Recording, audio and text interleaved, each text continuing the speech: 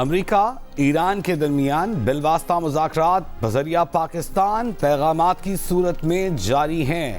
وزیر خارجہ اسحاق ڈار کی تصدیق ایک بیان میں کہا کہ امریکا نے 15 نکات ایران کے ساتھ شیئر کیے جن پر غور کیا جا رہا ہے۔ پاکستان خطے میں امن و استحکام کے فروغ کے لیے مکمل پرعزم ہے۔ وزیر خارجہ نے کہا کہ کشیدگی کے خاتمے اور پائیدار امن کے لیے ہر ممکن سفارتی کوششیں پاکستان جاری رکھے ہوئے ہے۔ ترکی اور مصر سمیت برادر ممالک معاونت کر رہے ہیں۔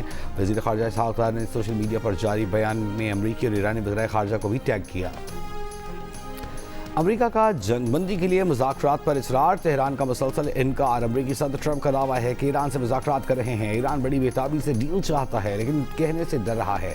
ایران کی بحریہ اور فضائیہ کو ختم کر دیا، مگر فیک نیوز دیکھیں تو لگتا ہے امریکہ جنگ ہار رہا ہے۔ ایرانی وزیر خارجہ عباس اراغچی کی ٹرمپ کے دعوے کی تردید، کہا امریکہ سے کوئی بات چیت نہیں ہو رہی۔ امریکہ مختلف ثالثوں کے ذریعے پیغامات بھیج رہا ہے، ان پیغامات کا تبادلہ مذاکرات نہیں۔ جنگ کے مستقل خاتمے اور نقصانات کا ازالہ چاہتے ہیں۔ پڑوسی ممالک کو پیغام ہے کہ امریکہ سے فاصلہ رکھیں۔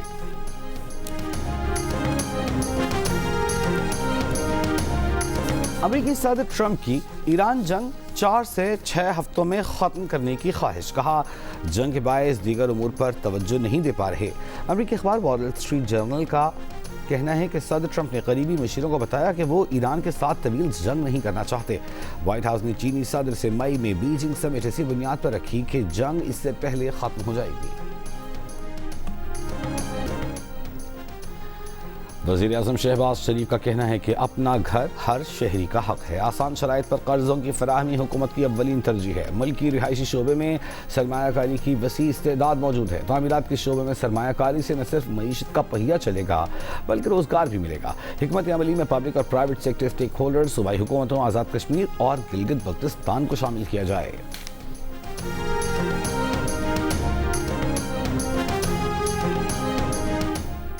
وزیر داخلہ و انسداد منشیات محسن نقوی کا anti narcotics force headquarter کا دورہ۔ اجلاس میں محسن نقوی نے کہا کہ نئی نسل کو منشیات کی لعنت سے بچانے کے لیے ہر سطح پر بھرپور کریک ڈاؤن جاری ہے۔ تعلیمی اداروں میں منشیات کے استعمال کے خلاف آگاہی مہم کو مزید مؤثر بنایا جائے۔ بریفنگ میں بتایا گیا کہ منشیات کے جرائم میں سزا کی شرح 82% تک پہنچ گئی ہے۔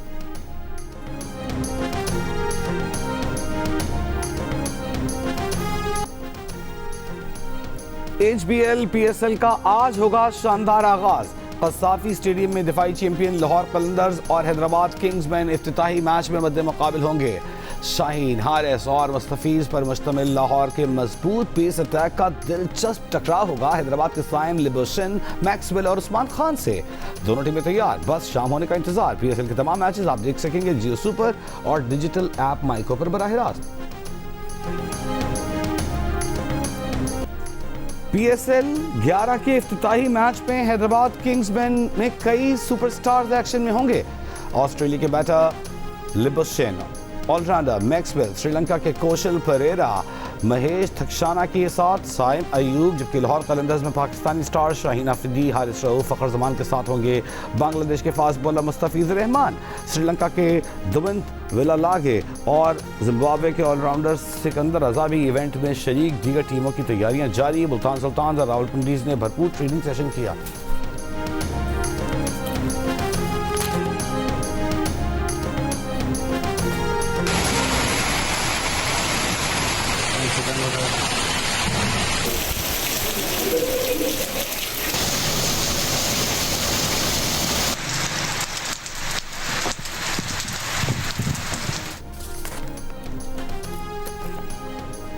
خیبر پختونخوا، پنجاب، بلوچستان کے مختلف شہروں میں بارش۔ کوئٹہ، چمن، قلعہ عبداللہ، پشین، قلعہ، نوشکی سمیت بلوچستان کے کئی شہروں میں طوفانی بارش اور ژالہ باری۔ کھڑی فصلیں، باغات، املاک شدید متاثر۔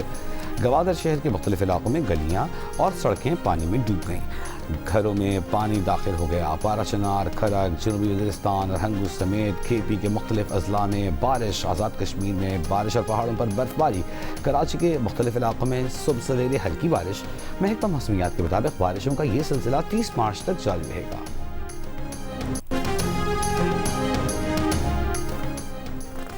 چینی بحری جہاز ڈے جینگ 2 طرفہ بحری مشق کے لیے کراچی پہنچ گیا۔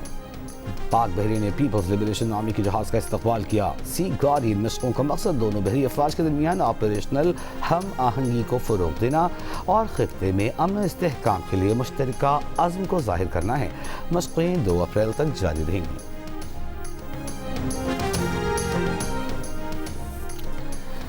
Social media plate form meta اور گوگل امریکی عدالتوں میں کیسز ہار گئیں۔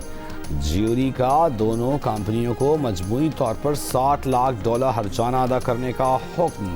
لاس اینجلس اور نیو میکسیکو کی جیوریز نے کہا میٹا نے فیس بک اور انسٹاگرام پر بچوں کے جنسی استحصال کو ممکن بنایا۔ میٹا نے ان پلیٹ فارمز پر سیفٹی سے متعلق صارفین کو گمراہ کیا۔ جیوری نے میٹا کو بچوں کی ذہنی صحت کو نقصان پہنچانے کا مرتکب قرار دے دیا۔ لاس اینجلس کی عدالت میں کیلی نامی 20 سالہ لڑکی نے درخواست دائر کی تھی، کہا کہ وہ کم عمری میں میٹا اور گوگل کے پلیٹ فارمز کی لت میں پڑ گئی۔ اس کے نتیجے میں ڈپریشن اور خودکشی جیسے خیالات کا شکار ہوئی۔ اقوام متحدہ کے سیکرٹری جنرل انتونیو گوتریس نے کہا ہے کہ مشرق وسطیٰ کی جنگ قابو سے باہر ہو گئی ہے۔ دنیا وسیع جنگ کے خطرے کی طرف بڑھ رہی ہے۔ امن کے لیے کیے جانے والے اقدامات کا کامیاب ہونا ضروری ہے۔ غزہ جیسی کارروائیاں لبنان میں نہ دہرائی جائیں۔ اسرائیل سے لبنان میں فوجی آپریشن اور حزب اللہ سے اسرائیل پر حملے روکنے کا مطالبہ۔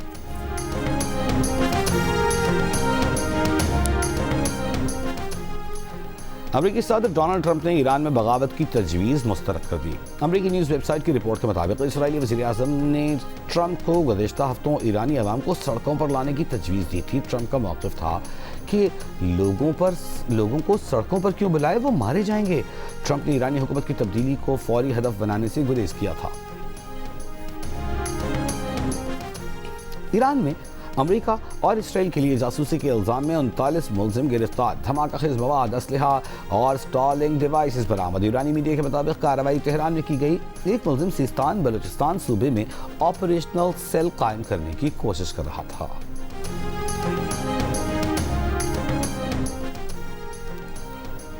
برطانوی خفیہ ایجنسی MI6 کے سربراہ ایلیکس ینگر نے کہا ہے کہ موجودہ جنگ میں ایران حاوی نظر آتا ہے۔ ٹرمپ نے پہلے حملے کے حاصلات کھو دیے ہیں۔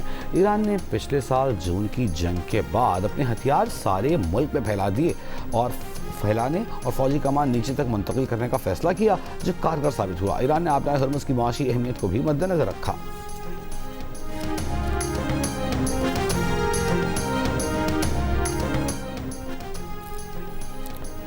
غزہ کے علاقے دیر البلح میں بے گھر فلسطینی کیمپوں پر اسرائیل کا حملہ، متعدد افراد شہید۔ اکتوبر میں سیز فائر کے باوجود اسرائیل کے جاری حملوں میں 680 فلسطینی شہید ہو چکے۔